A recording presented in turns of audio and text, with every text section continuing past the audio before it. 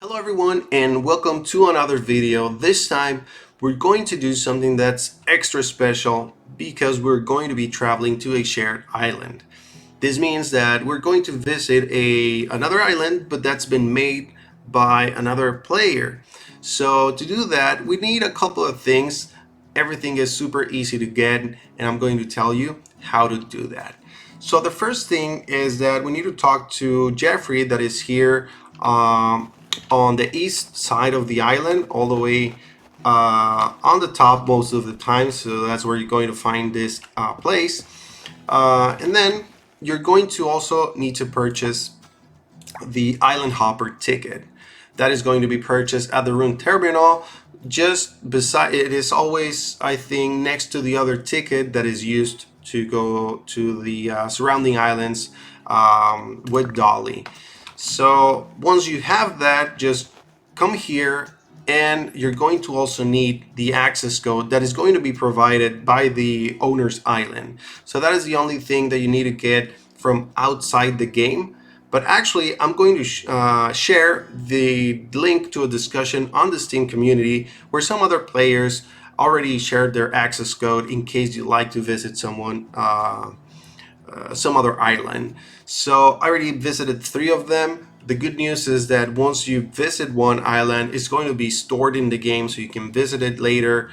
And so let's go ahead and do that right now. So first we need to talk to Jeffrey, and we need to go to the menu where it says that visit shared island. These are the 3 islands that I visited, and I think this one here is one of the most complete. So let's go ahead and go there.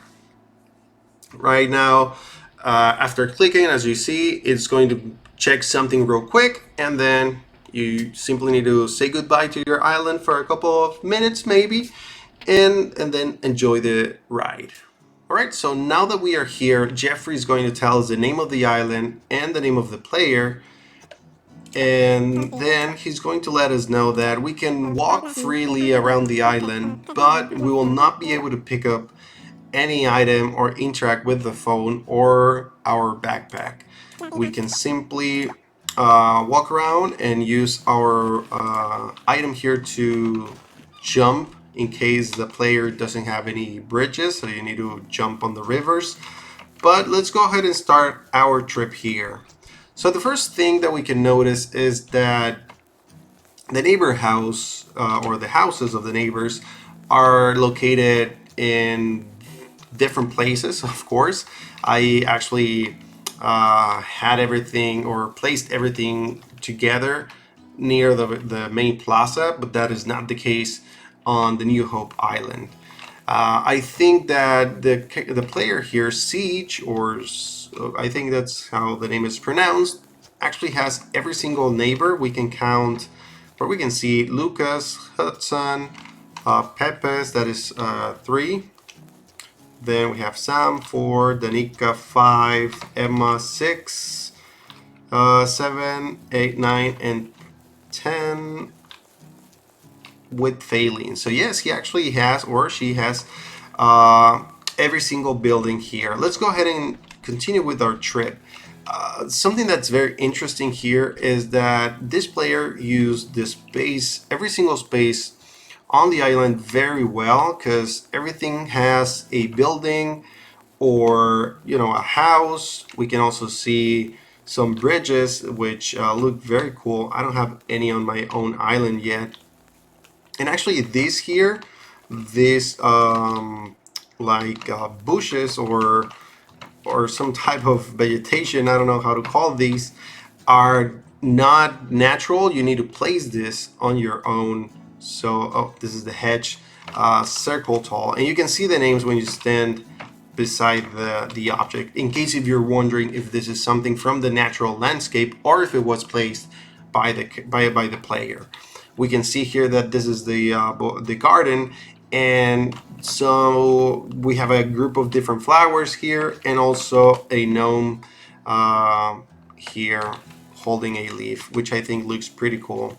Also on the back here, we see a grave, I think a tombstone Then also we can see a scarecrow that actually looks pretty cool. Some items are animated. As you notice, the hedge wasn't, but still it looks pretty cool, and it helps you to add some more personality to your island.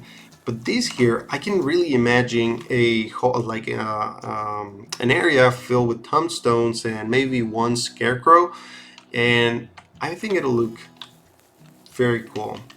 Then let's just see what else is here.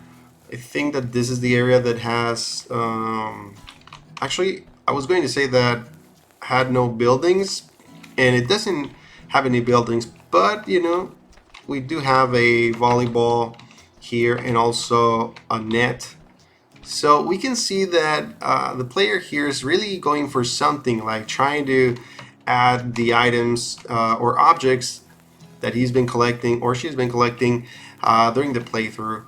And I think we can see the house, try to see if there's something there. We can see that every single building is also on the island, every single neighbor. So this player has been really putting some effort in Isla Sinaloa, which I'm really thankful for that. We can see now the house, and again, there are not many objects yet, but I think the most effort that was put into this file was maybe to get the whole upgrade of the house, because we can see that it has every single room.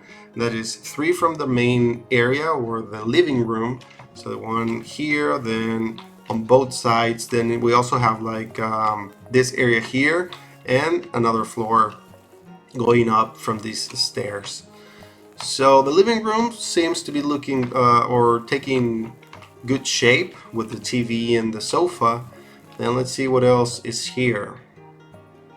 There's also a table, the stove here, so this is going to be the kitchen, I'm pretty sure.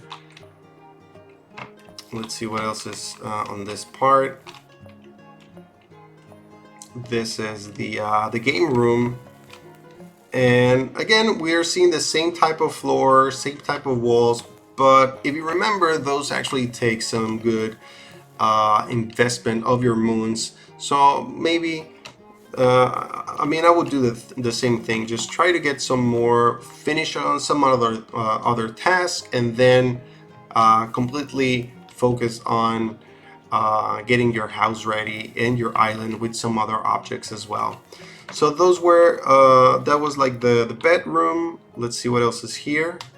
Right, so it is pretty much what I said. I think some rooms are empty, but that's because you know, you need to go through different days to get more things from the store. But right now, like, honestly, it looks way better than my house right now. That TV gives a lot of personality to the living room, and I think I am going to show some emotions here because this is very, very cool. Alright, so I think let's just go back outside and have a general look of the island, and that is going to be it for the video. As you see, doing this provides you a lot of insight and maybe some cool ideas for your own island. Right now, I am very surprised with the actual level of detail that, you know, this player was able to put into the island. It looks very cool. You know, it makes me feel a little bit more I don't want to say, you know, ashamed of my own island, but that only means that I have to work a little bit more on mine so it looks as cool as this one. Like I said before, I'm going to share the link to the discussion on the Steam community for you to find more codes in case that you want to visit some other players' islands and find more inspiration as well. But that is going to be it for this video. I hope that you liked it, and we'll see you in another video. But until then, goodbye.